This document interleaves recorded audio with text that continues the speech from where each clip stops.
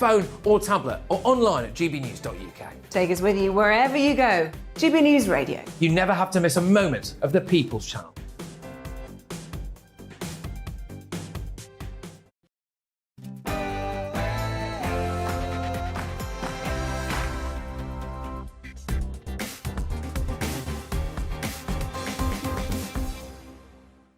Welcome along, wonderful people. I'm Patrick Christie's, covering for the great man himself, Mark Steyn. Boy, do we have a good show for you this evening.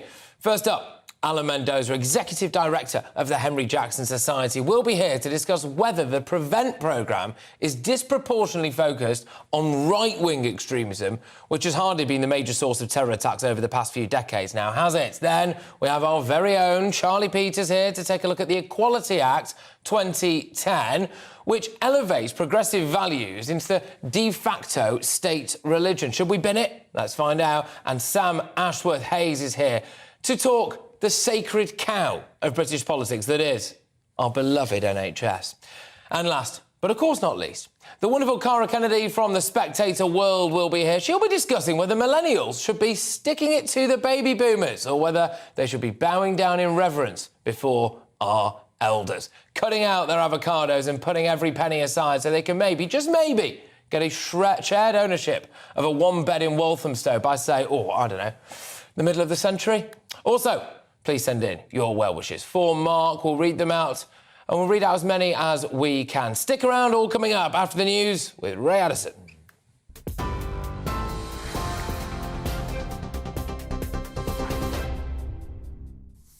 Thank you, Patrick. Here's the latest. Merseyside police say a 28-year-old man remains in a critical condition following the fatal shooting of a woman in the Wirral on Christmas Eve. 26-year-old Elle Edwards was shot in the head while celebrating with family at the Lighthouse Inn. 3 other men were injured. A man and a woman have been arrested in connection with the incident. Police say they're trying to find the weapon used in the shooting. 2 men have been arrested on suspicion of murder in connection with the stabbing of a 23-year-old man in a Birmingham nightclub. Semi-professional footballer Cody Fisher was stabbed to death on the dance floor of the Crane nightclub on Boxing Day. Hundreds of people were there at the time. His family say their hearts were broken following his death. West Midlands police say a 22-year-old was arrested in Birmingham city centre, whilst a 21-year-old man was arrested in London. Border Force staff and driving examiners are the latest to stage industrial action. Members of the PCS union working at multiple UK airports are continuing their strike over pay, jobs and conditions. Meanwhile, driving examiners have begun a 5-day walkout affecting more than 70 testing centres in the east of England and the Midlands. Pope Francis has asked for prayers for his predecessor, former Pope Benedict, saying he's very sick. The Vatican says the 95-year-old had a sudden worsening of his health, but is receiving constant medical care. The former head of the Catholic Church became the first pope in 600 years to resign when he stepped down in 2013. And provisional Met Office figures show 2022 has been the warmest year on record. By the end of December, experts say we'll have seen the highest annual average temperature. It'll beat the record set in 2014 of just under 10 degrees Celsius. The Met Office says every month, apart from December, has been warmer than average. We're on TV, online and on DAB+ radio. This is GB News. Back now to Patrick.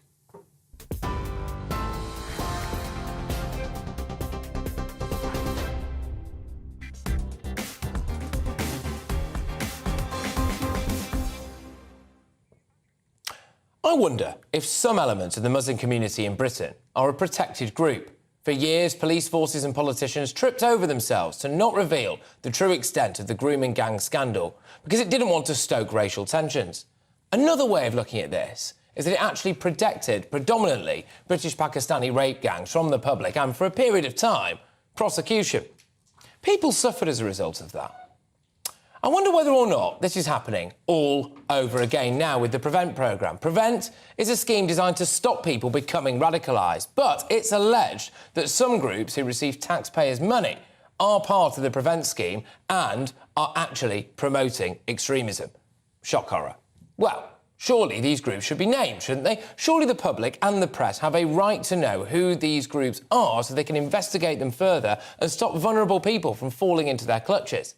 But no, supposedly woke Home Office officials are worried about naming them and then facing legal action. Well, firstly, if the allegations are true, then there should be no risk of legal action. Secondly, I just don't think that's the real reason.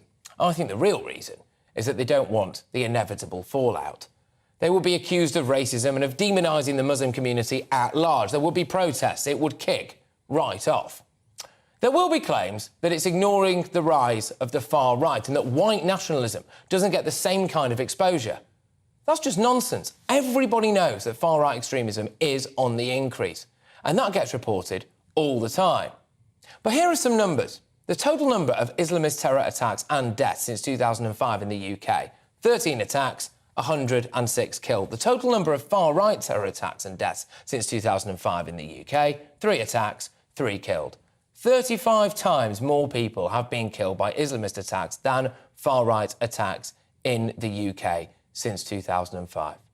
The British public could be forgiven for being more afraid of radical Islamist terrorists than far-right terrorists. And the British public has a right to know if Islamic groups are taking taxpayers' money from a counter-radicalisation programme and actually radicalising people. But that would be wrong, apparently, according to the Muslim Council of Britain. Check this out. Media spokesperson of the Muslim Council of Britain, Miqdad Versi, criticised the report, which is yet to be published, by the way, Michael Gove and its author, William Shawcross, for trying to refocus Prevent on Islamism rather than the far right. He and others have also criticised the report for supposedly trying to implicate names and organisations for promoting extremist narratives and have suggested this is get this, infringement upon free expression. So, freedom of expression is OK if it's being used to turn people into Islamist extremists who may or may not go on to commit acts of jihad on the streets of Britain. But freedom of expression does not exist if people want to highlight that fact and that people are being radicalised. Go figure. I find it strange that in Britain, a Christian woman silently praying in her own head outside an abortion clinic is arrested, but members of a British-Pakistani grooming gang are essentially allowed to crack on.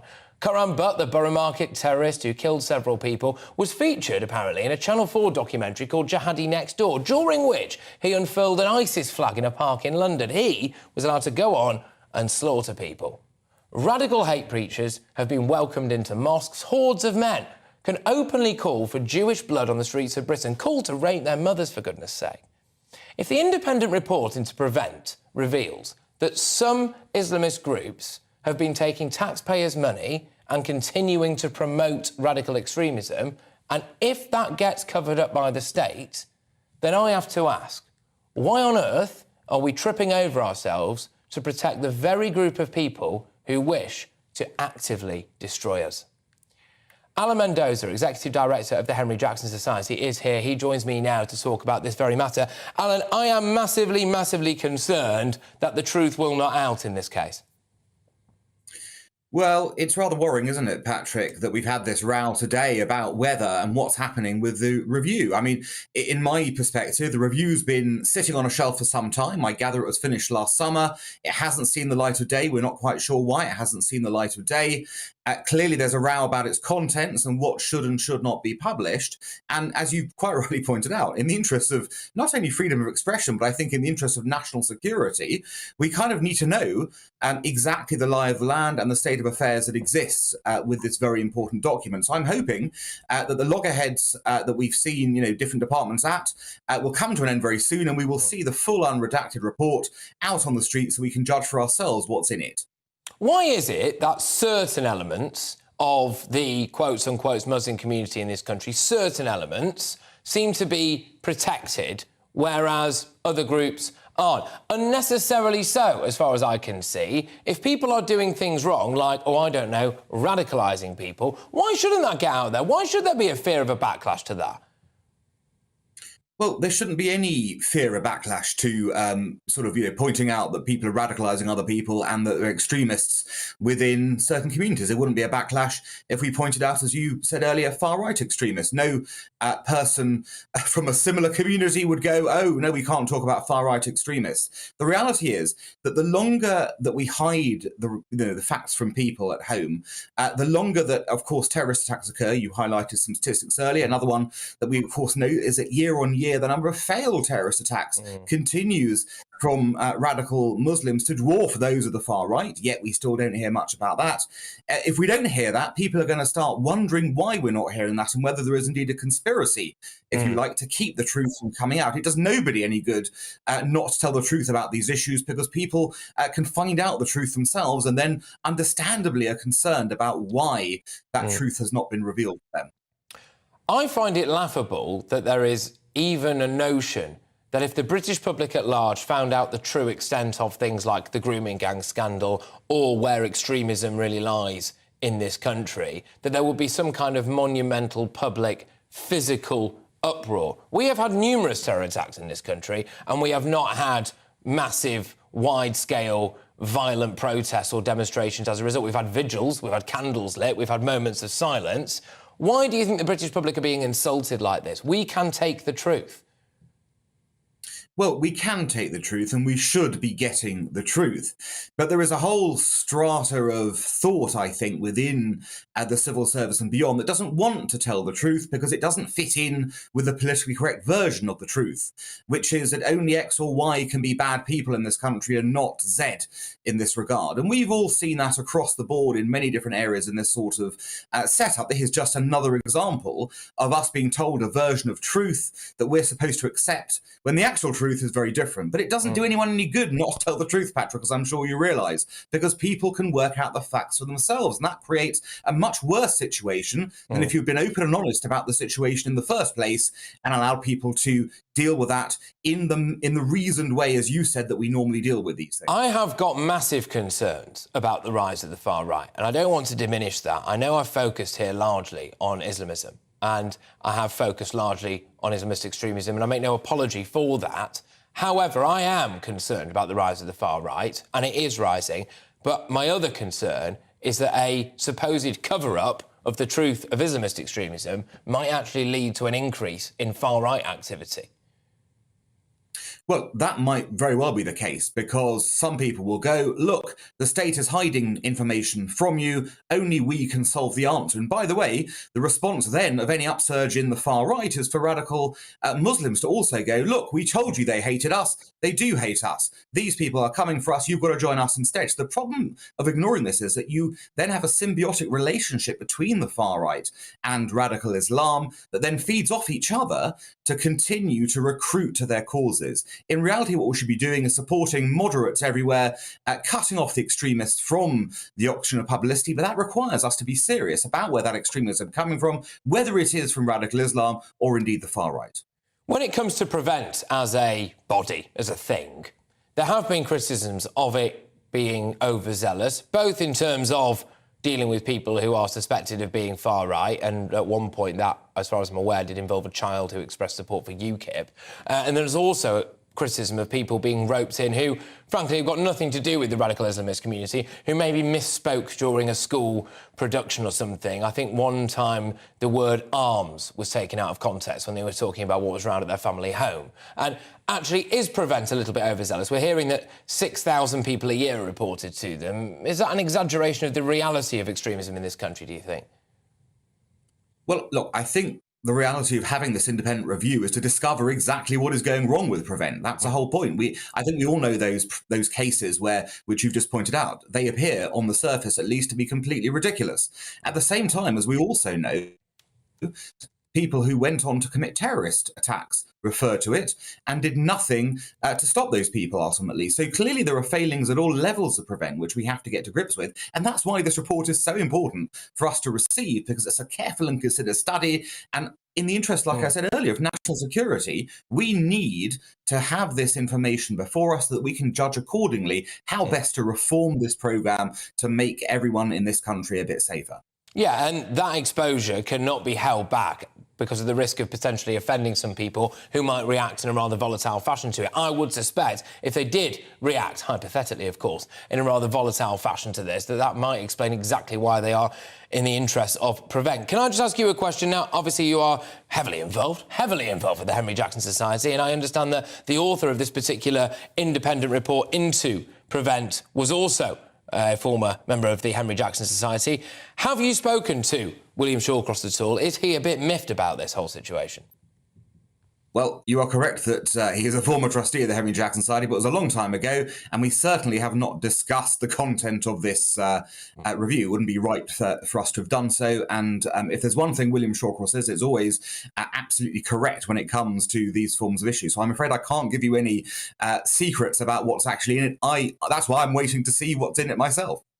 Good stuff. Alan, look, thank you very much. Really appreciate you making the time for me on this show. Alan Mendoza, Executive Director of the Henry Jackson Society. Wow. Well, GB News resident documentary maker Charlie Peters is back in the studio talking about why we need to abolish, in his view, the new Labour monstrosity that is the Equality Act 2010. Get your views coming in as well. GBViews at gbnews.uk. Don't you dare go anywhere.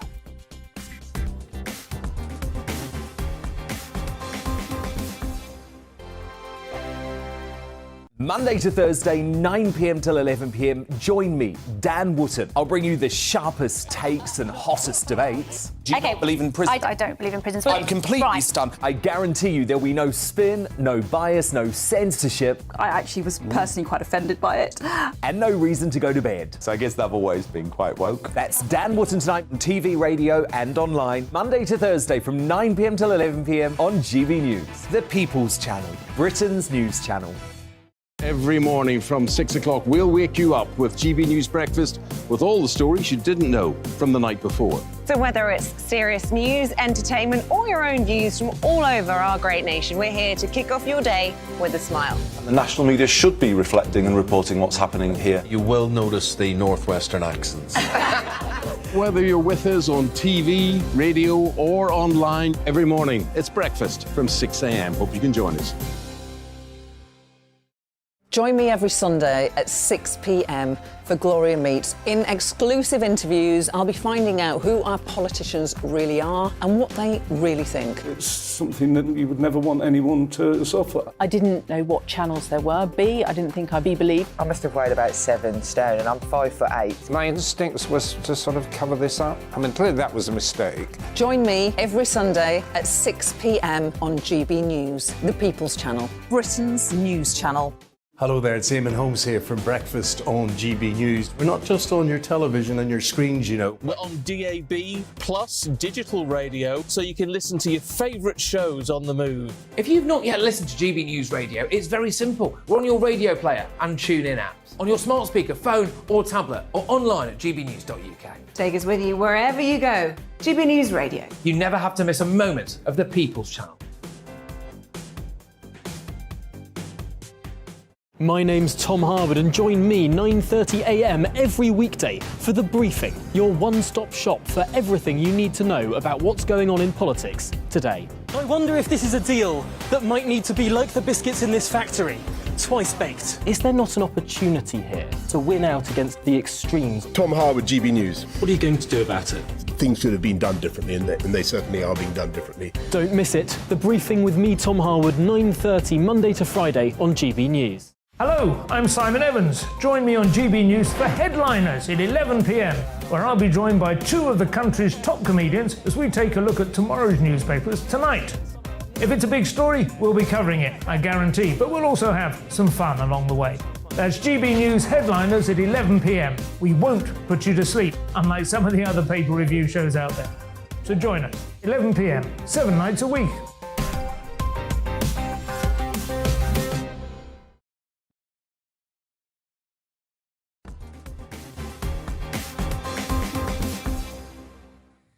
Well, as Mark says, this is the People's Channel, so let's channel the people. Since Mark had his little health scare, we have had many kind messages from fans of the show, and we wanted to share some of those with you. And with Mark, crucially, he always watches. Edward's been on.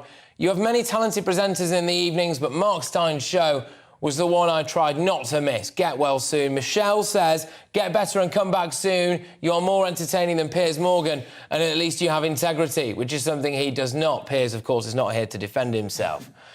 No, nor is his Twitter account anymore, actually. Anyway, Val, wishing you well and back on GB News soon, Mark. Liberty, and this is the final one now. Liberty says, get well soon, Mark. We miss you, even though Patrick is doing a great job.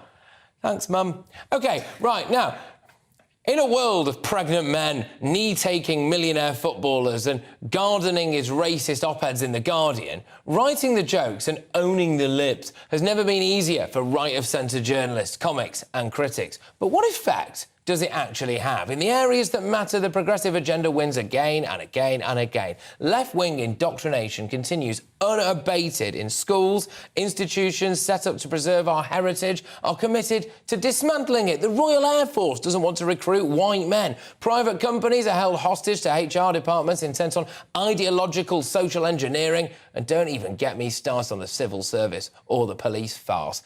The left Liberal programme, despite being more absurd than ever, is at the height of its power. But why is that? The answer is simple. The new Labour government made sure that diversity and inclusion ideology was enshrined into law and that millions of taxpayers' money would be pumped into its promotion every single year. Today, whether you're a policymaker, teacher, business leader or wage slave, if you attempt to defy the diktats of your enemies, the law will not take your side. Some years ago, the great Theodore Dalrymple made this comparison between the propaganda of communist societies and the then burgeoning vernacular of political correctness in Britain. The purpose of communist propaganda was not to persuade or convince, not to inform but to humiliate, and therefore, the less it corresponded to reality, the better. Sound familiar, anyone? To assent to obvious lies, one standing to resist anything is thus eroded and even destroyed. A society of emasculated liars is easy to control. I think if you examine political correctness, it has the same effect and intended to do so. Yes, exactly that. Was he not correct? When backed by law, the less sense wokery makes, the more effective it seems to be. How many of you out there need to keep silent or even keep repeating the dogmas themselves to keep hold of your jobs? You'll get sacked if you don't toe the line. Does that not over time erode your pride and your will to pipe up?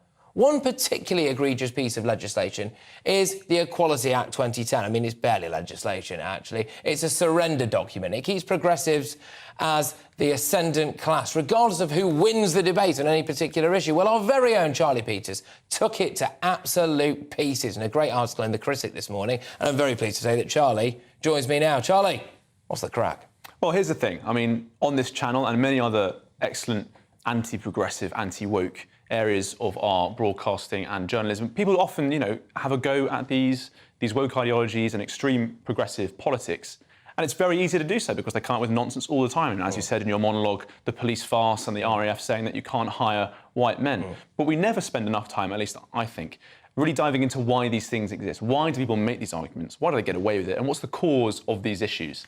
Now, I've always thought that the politics that we have is creating institutions and legislation that informs this very, very progressive and woke culture. And one of these areas of legislation is the Equality Act, as you just mentioned. Now, it legislates, it puts into law, as of 2010, these so-called protected characteristics, which is essentially the identity politics that we all rail against. Well, can I ask, what are some of these protected characteristics? Oh, it's race, religion, sexual preference, political belief in some cases. I mean, it's such a farce. We've had situations where vegans have been fighting nudists to see who can be the protected class in a certain dispute. It descends politics into... Is that the warm-up fight for Fury Wilder 4? Because I'd actually watched that. We've got vegan versus nudist. It sounds like something that I would have done back in the day as a tabloid journalist, actually. I would have loved to have done that. But how protected a species is the straight white man? Well, here's the thing. I mean, everyone gets very upset all the time, as they should, on our channel and others, when we hear that the BBC... or other areas of the public sector, such as the NHS, have job adverts that ban white men. They say you need not apply if you're a white man. People get very distressed by this. They say it's racist, and they say that it goes against the Equality Act. But actually, the Equality Act makes it acceptable to do this. It makes it acceptable to say that anything other than straight white men is great, and if you are a straight white man, you need not apply. So, I mean, people say this is racist, got to get rid of it, but, it clearly is allowed in the law. Proper dictatorships usually use children to emphasise their point, and I can't help but wonder whether or not we're doing it now. There was a Channel 4 clip that re-emerged of a mixed-race group of children used to demonstrate white privilege, and they were literally shamelessly exploiting young kids, too young to know what on earth they were being a part of, actually, and very selectively editing it to make it out to realise that, actually, white kids didn't realise how good they had it. Sure. Is it just being pumped into kids' brains from a young age that if you happen to have any kind of quote-unquote privilege in your life and you are white, that you need to re-educate yourself and apologise for it? I mean, it absolutely is. I remember that clip you're talking about as well. It was really quite disgusting to view. But the reason why so many of these speeches and these incidents happen is because after 12 years of Conservative rule, let's not forget the Conservative Party is at least performatively anti-woke, as a common-sense group of MPs who hate wokeness. And yet, after 12 years, the government is still spending tens of millions of pounds on diversity and inclusion and equality programmes. So there's loads of money creating these enemies that they rail against in the media, but they're funding them in the first place. But can someone explain to me what is progressive about the idea that male rapists who decide to identify as women can enter a woman's space even when they are on bail for rape? That, apparently, is progress. Well, I mean, it's obscene stuff. I mean, the arguments they make kind of go against themselves in the first place. They don't make any logical sense. But the wildness of it is that while we can attack these arguments all the time, we can lambast them as we do in the media, as our politicians do, as fellow journalists do, we're not going to win so long as laws that defend these people and money that keeps them employed is still flowing into their pockets. So something needs to happen, clearly. Have any politicians particularly spoken against this legislation? There's Kemi Badenoch, I think, is a pretty fantastic MP who came out this year, ran for the Tory party, and she's got a very kind of structural and legalistic assessment when it comes to dealing with wokeness, and hopefully she'll develop more of an agenda in that space. There are some Tories who seem to get it. There are some Labourites, indeed, who get it. But generally speaking, we've got hundreds of MPs, and they're very keen for this to continue. Do you think that we will one day in this country live in a world where there are law firms dedicated to anti-white racism? Well, in the workplace and in schools and wherever? Well, in a sense, we kind of already do have that. We have a huge diversity and equalities industry, which is worth, hundreds of millions of pounds for all of these training events, which has skyrocketed since the events involving, George Floyd in 2020. These things are really on the rise. And we complain a lot about cancel culture on this channel, which I think is great. We really fight back against that censoriousness. But there isn't enough space, I think, dedicated to asking, why does cancel culture exist in the law? Well, we have Section 127 of the Communications Act of 2003, which defines grossly offensive speech as illegal. And so, today, there was a case where a police officer had scalding hot water thrown in his face, and the perpetrator was given a 2-year suspended sentence and a fine. But a few months ago, I can remember a case where some police officers were sent to jail for sharing jokes on WhatsApp. So why do we have cancel culture? Well, it's on the law. Yeah, I understand what you're saying there. A lot of people, would find that what the police officers did absolutely abhorrent, but they would also find the other element of it equally abhorrent as well. And I think there is the case for it. Has the Equality Act actually done anything, or other legislation actually done anything to make us a more harmonious, less racist society? Because if it has done, then some people would say, well, that's good. So just things like, for example, Charlie, the idea of affirmative action, positive discrimination, whatever you want to call it, in the workplace. Even if that has actually resulted in someone who otherwise would have been victim to, boardroom racism, getting a job, surely that's a good thing, no? Well, I often find that with these agendas, they generally don't create harmoniousness among differences. They make people look at our differences more than what unites us. And by focusing so much on identity, you blind yourself from the common humanity that binds us all. Do you think we're too pigeonholed? I think the world's an incredibly confusing place for kids. No, absolutely. For sure. We're putting adult children onto putting adult problems onto children all too often, and it blinds us from the common humanity that we all need to cherish. Yeah, absolutely. Look, Charlie, thank you very, very much. Charlie Peters there, our very own. Oh, and a cheeky little plug for something that you've got coming up. I know I hammer it a bit when I cover for Mark Steyn on this show. Mark Steyn himself is a passionate advocate of the kind of work that you do. Just talk us through what GB News viewers and listeners can expect from you in the coming months. Well, in my role at GB News, I've been covering the grooming gang scandal nationally. We have a film coming out in January. I hope the second week of January it'll be broadcast live on GB News. We've had some great success recently with our reporting. The Labour Party candidate for Rother Valley has stood down after a GB News You've already got a scalp. One scalp to go, but several to come. Good stuff. Charlie, thank you very much. As ever, Charlie Peters there, our very own, very lucky to have him. Right now, coming up, is the NHS a sacred institution or a crumbling one that is damaging us? Here to break it down is Spectator columnist Sam Ashworth-Hayes, and Pummel Patrick looms large, sending your views, GBviews at gbnews.uk. That's all to come just after this very short break.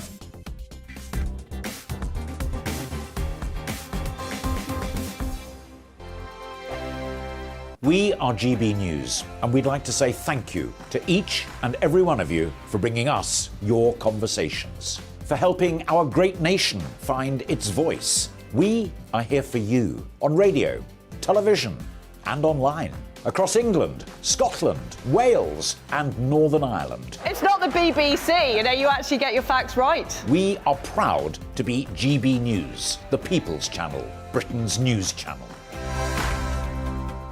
Hi there, it's Stephen and Anne.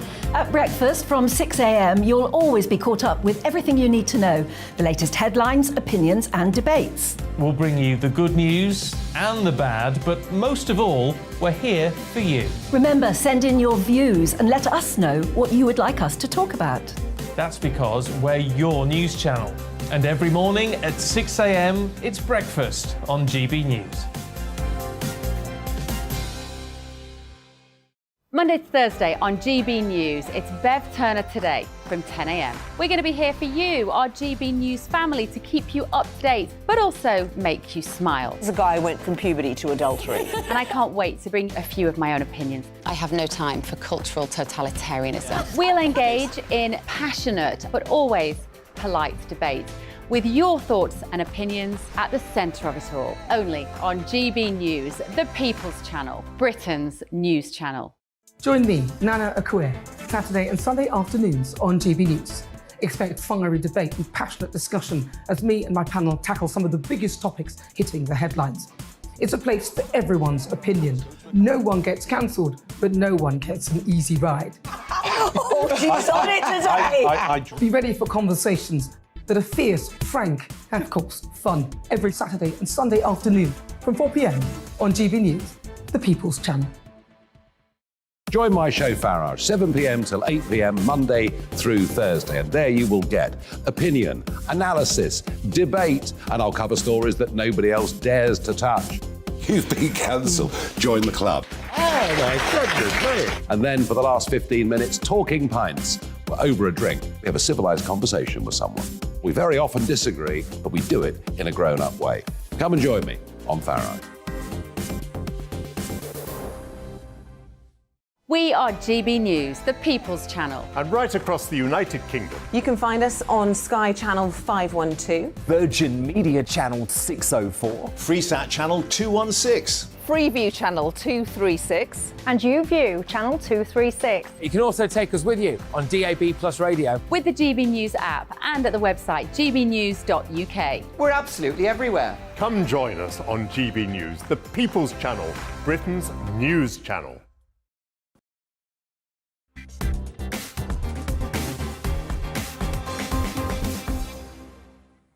The great sacred cow of the United Kingdom seems to be in a permanent state of crisis. Headline today from The Independent.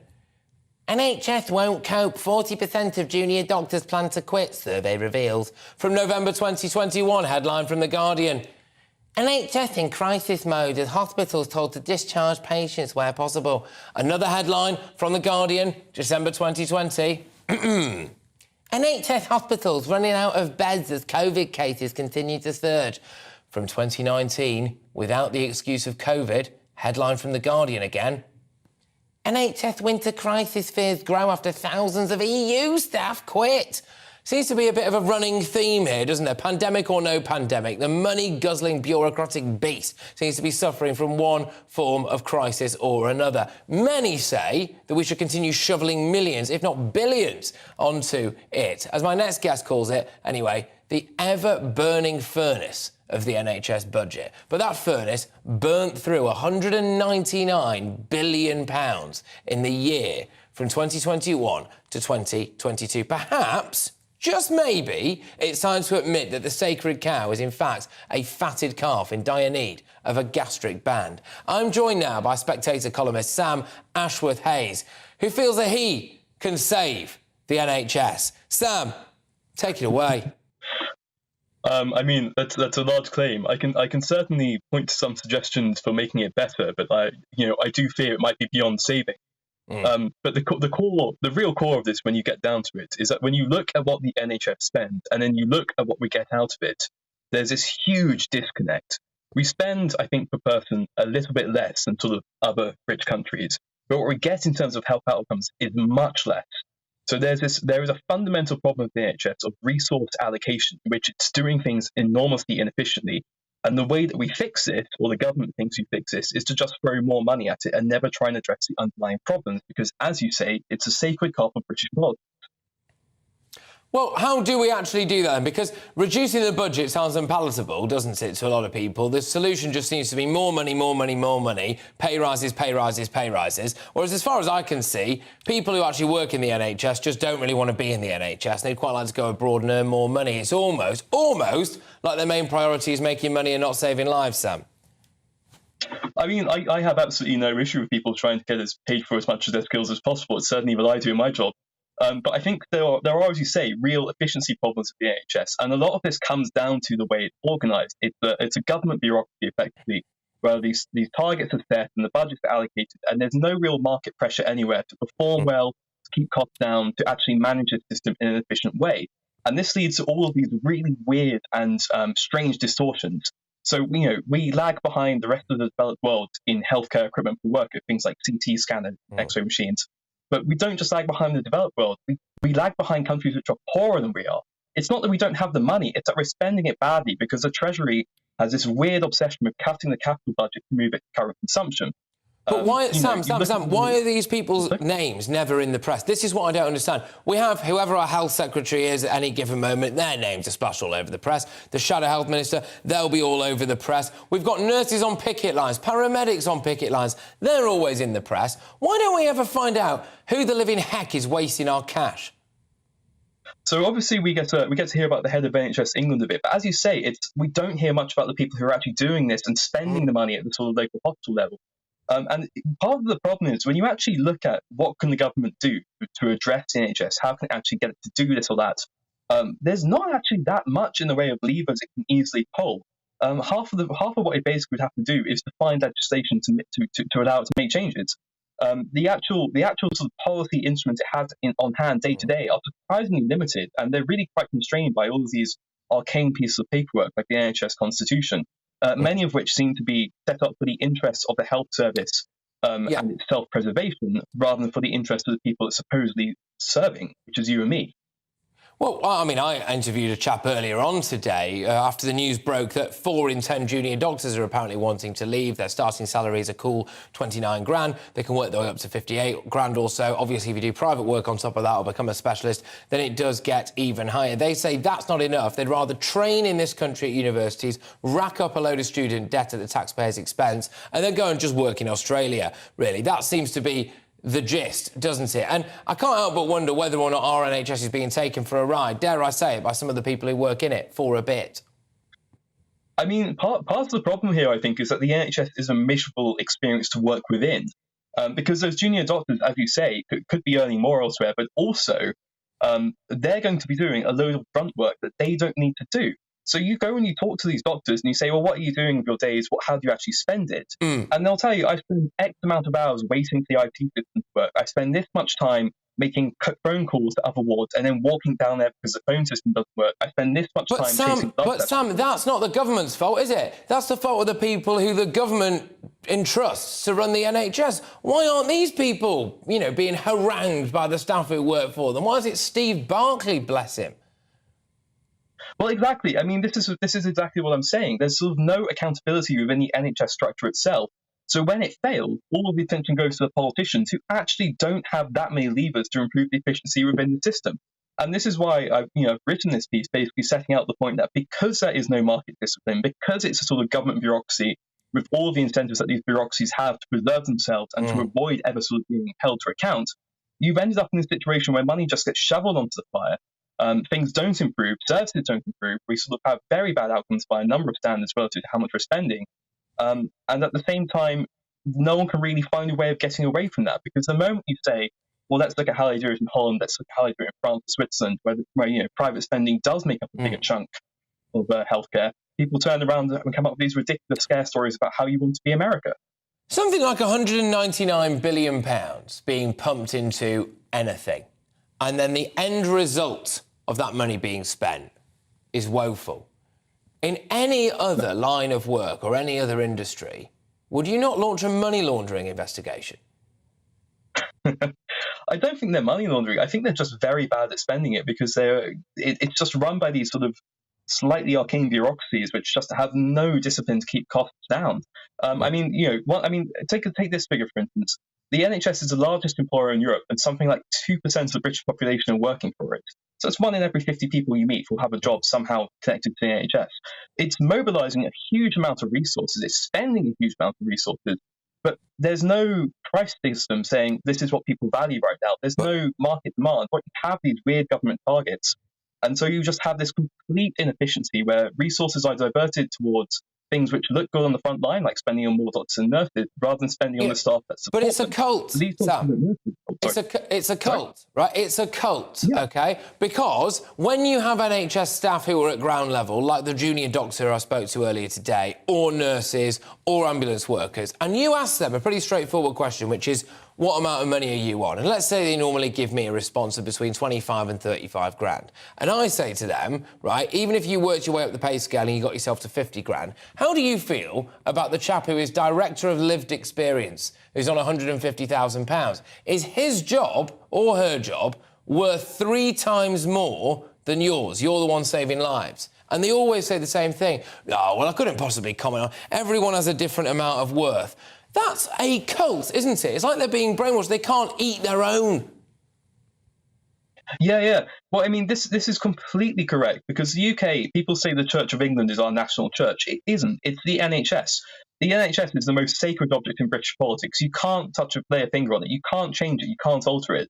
And the people within it know that. And so you get these bureaucracies, as you say, which spend huge amounts wastefully, which are looking to their own interest in many cases and creating these strange jobs which probably wouldn't exist if they were more Marx-oriented.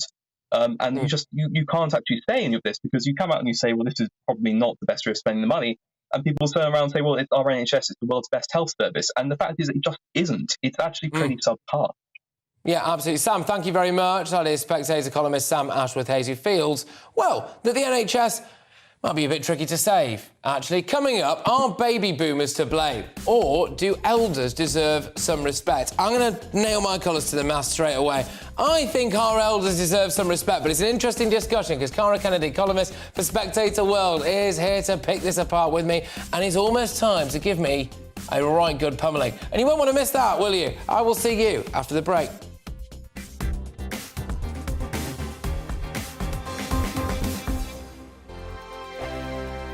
Monday to Thursday nights on GB News. At 6, it's Dubes & Co. 7 o'clock, Farage. At 8, join Mark Steyn. And at 9, Dan Wootton Tonight, followed by Headliners. On TV, radio and online.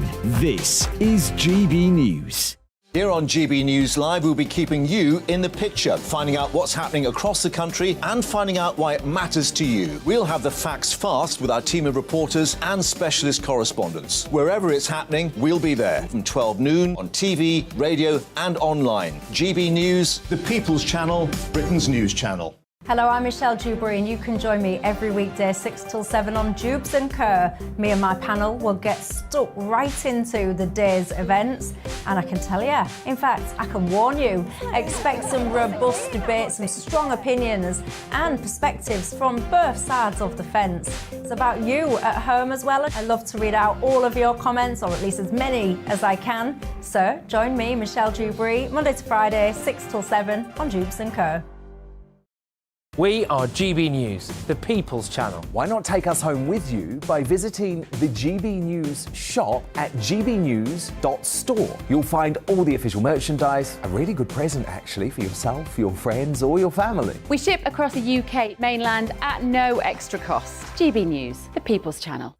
I'm Mark White. As GB News Home and Security Editor, I cover those key issues that are so important to you. Our authorities, our communities doing all they can to combat violent crime. With the public services under unbearable strain, why are we still failing to control our borders? Defence, the first priority of any government, has been continually hollowed out. Can we trust our politicians to protect the armed forces? Join me, Mark White, on GB News.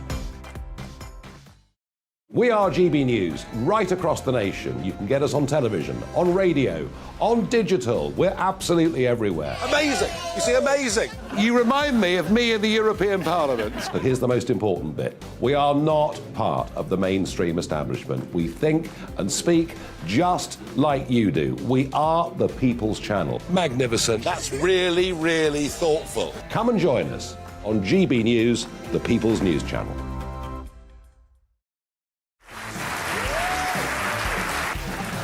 My name is Andrew Doyle. Join me every Sunday evening at 7 p.m. for Free Speech Nation.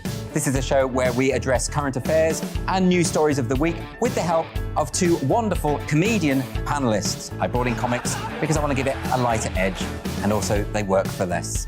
See you there.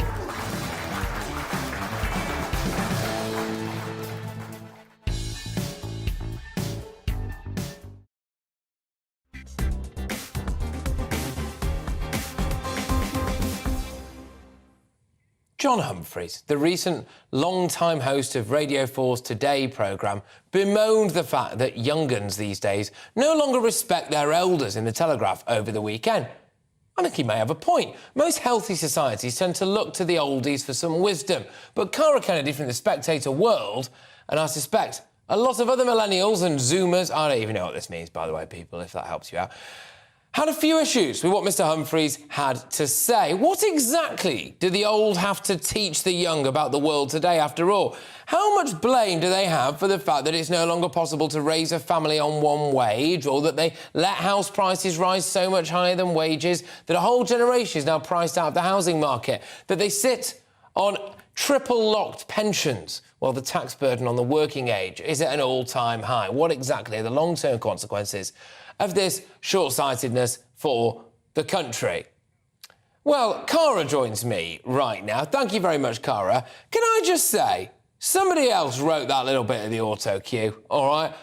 I actually think that we should be loving our elders a lot more than we currently are. It's not their fault that everything is absolutely naff. You know what? Maybe we should get off our backside, people our age, and put the shoulders to the wheel, do a bit of graft, and end up earning the money yourselves, go and buy a house.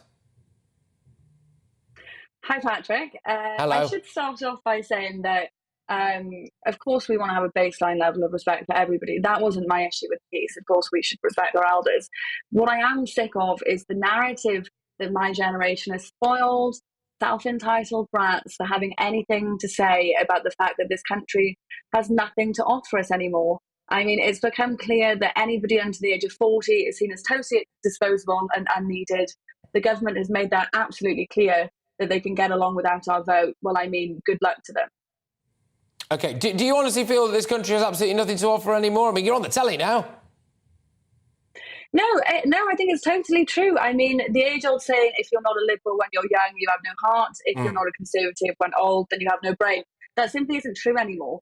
Conservative values in this country are dead. Like you said, raising a family on one wage is inherently conservative. So is home ownership, pound, family life. And the worst part is that we don't have any of this, but we're being told to count ourselves lucky and branded as brats for wanting more than what we have now.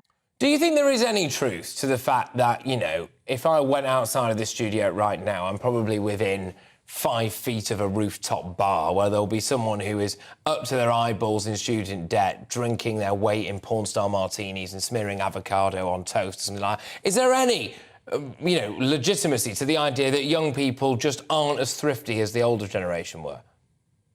I just don't think that's simply true at all. And it's because of the level of increase. I mean, if we're talking a 10% rise in prices since my parents bought a house, then yeah, maybe it would be thriftiness could get us through.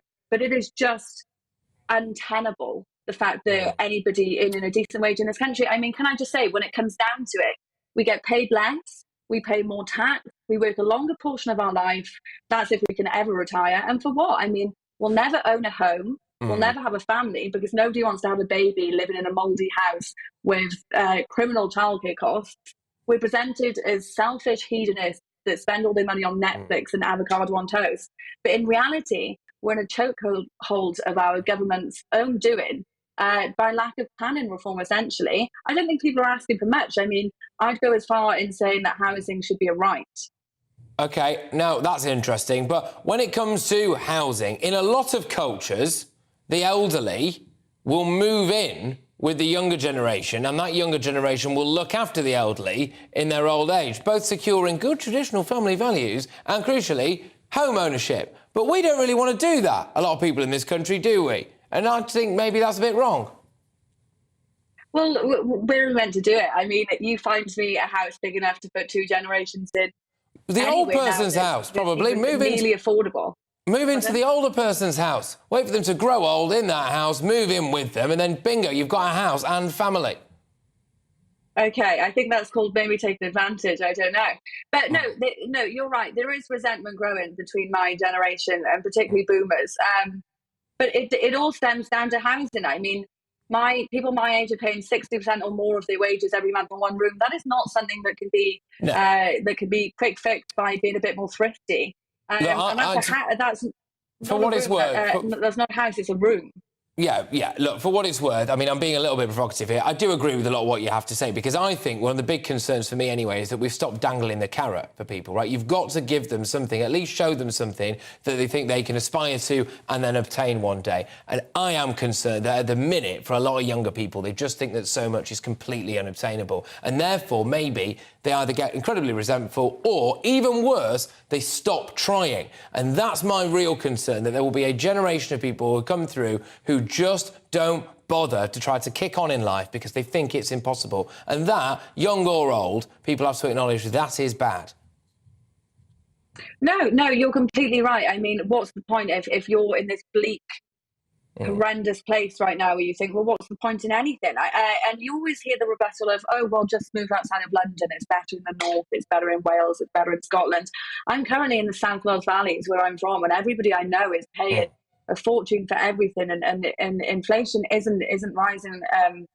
No. I mean, pay rises aren't going as fast as inflation right now, but pensions are, and this is where the resentment is stemming from. Well, I must say I am a fan of the Green Belt in the sense of the fact that I think, like most people, they don't want to see some carbuncle built on what was a beautiful, picturesque landscape. However, I look at wind farms now and I think, well, that attitude's dead, isn't it? Clearly that's all right. We can sacrifice the countryside for the sake of a bit of wind, which they're just giant bird killers at the end of the day anyway, aren't they? But anyway, I am getting increasingly annoyed by NIMBYs saying, oh, you can't possibly build that estate in my backyard. Actually, I am sorry, but that is an area where you do need to compromise. Yes, the architecture needs to be all right. It shouldn't just be a massive eyesore. But seriously, we have to start building houses either up or outside of London, I mean. No, I completely agree. And then this is another point of resentment is NIMBYism.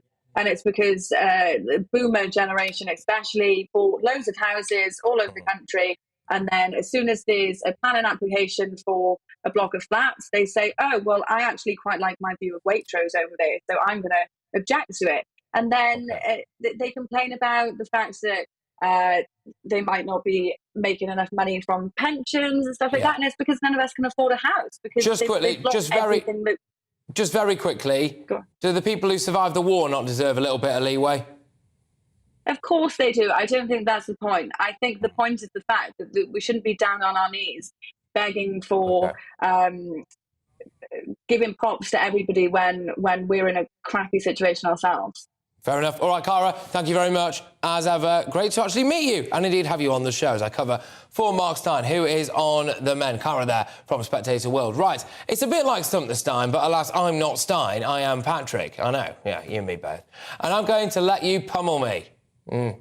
What have you got for me today, people? Sam wants to give me a pummelling. Why is it always the men? Why can't we have a referendum on the BBC licence fee, says Sam. Yes, I agree we should have a referendum on the BBC licence fee, to be fair. I actually forgot to pay mine. I have paid it now. I know. All right, fine. And I was threatened with court action, all sorts of stuff. Yeah, amazingly, criminals were allowed to wander around the BBC. Anyway, Terry says, how many COVID injections have you had and any regrets? Yes, I will answer this. I don't mind answering it. I've had 2 and I do regret them. I felt very, very, very forced into it. I'm not telling anybody else not to get them. I've got no problem with anyone doing it at all. I felt incredibly peer pressured into getting it. And actually now, when I look back on it, I wish I hadn't. Why? Not because of the injection itself, but because I feel I didn't do it for the right reasons. I did it because I caved into pressure. And that doesn't make me feel nice about myself. There you go. Ask a question. I will answer it. A lot of people there would have said it's none of your business, not me. Anyway, Neil Fox joins me right now. He's in for Dan Woodson. Neil, what's the crack?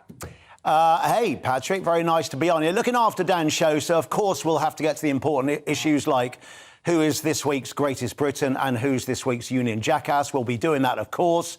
We'll be talking about vinyl sales. We'll be talking about what's going to be on the news agenda next year with Kelvin McKenzie. I think it's going to be a busy one, got to be honest. Oh, it's going to be absolutely fantastic. The wonderful Neil Fox there in for Dan Woodson. I've been Patrick Christie's. Mark Steyn will be back soon, very hopefully. He is on the mend. Thank you, everyone. Peace out. Stay safe. Stay free. Hello there, I'm Claire Nazir with your weather update. It's a lively night into Thursday morning with rain, showers, some clearer skies, strong winds and also some hill snow. Now, all courtesy of an area of low pressure. To the south of that, that's where we've seen the coastal gales overnight as that weather front stalls across the far north of Scotland and rain will return to the northwest.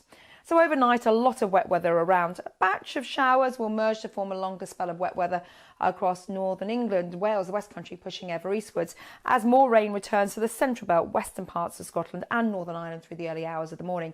A cold start in the north, relatively mild further south, but showers never too far away. However, through the morning there will be some sunshine around central and eastern areas of England. Further showers will clear northern England and this mass of showery rain will move from Northern Ireland, western Scotland towards the east. Now, across England and Wales, the most frequent bursts will be down towards the southwest, where we'll see the odd heavier one, but the winds won't be as strong as Wednesday. Even so, these showers could be heavy, some sunshine in between. Temperatures not as high either. Now through Thursday evening, we'll see a lot of those showers ease. Could even see the risk of some ice across the far northeast of Scotland as rain returns to Northern Ireland. This rain is heavy. In fact, the Met Office has issued a warning for heavy rain across central and southern parts of Scotland into Friday. Again, the risk of some snow over the higher ground as thickening cloud on Friday brings further spells of wet weather towards Wales, the West Country, as the winds pick up some strength. So let's have a look at that rain as it tracks across England and Wales. More rain across Scotland and Northern Ireland, clearing Northern Ireland later on in the day, feeling cold in that wind under all that cloud. And here's your outlook into the New Year weekend. We lose the strength of the wind, we gain some dry skies, but always a chance of some rain in the southeast on Sunday.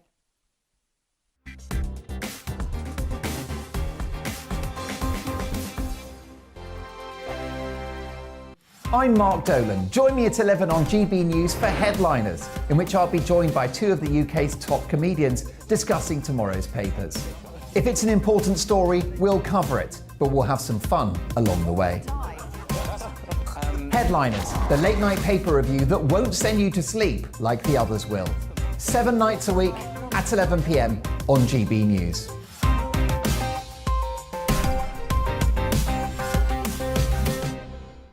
Monday to Thursday nights on GB News. At 6, it's Dubes & Co. 7 o'clock, Farage.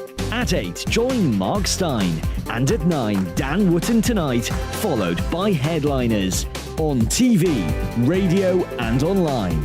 This is GB News. Monday to Thursday, 9 p.m. till 11 p.m. Join me, Dan Wootton. I'll bring you the sharpest takes and hottest debates. Do you not believe in prison? I don't believe in prison. I'm completely stunned. I guarantee you there'll be no spin, no bias, no censorship. I actually was personally quite offended by it. And no reason to go to bed. So I guess they've always been quite woke. That's Dan Wootton Tonight on TV, radio and online. Monday to Thursday from 9 p.m. till 11 p.m. on GB News. The People's Channel, Britain's news channel. Join me, Lawrence Fox, on GB News. Frank, fun, fearless, and sometimes serious. Much as I love a Friday night punch-up, what I really want is a battle of ideas. I want to look at things differently. I want to hear different voices and engage with your unique experiences. Every Friday at 7 p.m. on GB News. Hello, I'm Esther McVeigh. And I'm Philip Davis. Whether you're watching or listening on TV, online or on radio, we handpick the latest stories, debates and expert opinions for your weekend. So whether that's politics, news or showbiz, we've got it covered. Join us every Saturday morning at 10 o'clock on GB News. Join me every Sunday at 6 p.m. for Gloria Meets. In exclusive interviews, I'll be finding out who our politicians really are and what they really think. It's something that you would never want anyone to suffer. I didn't know what channels there were. B, I didn't think I'd be believed. I must have weighed about 7 stone and I'm 5'8". My instincts was to sort of cover this up. I mean,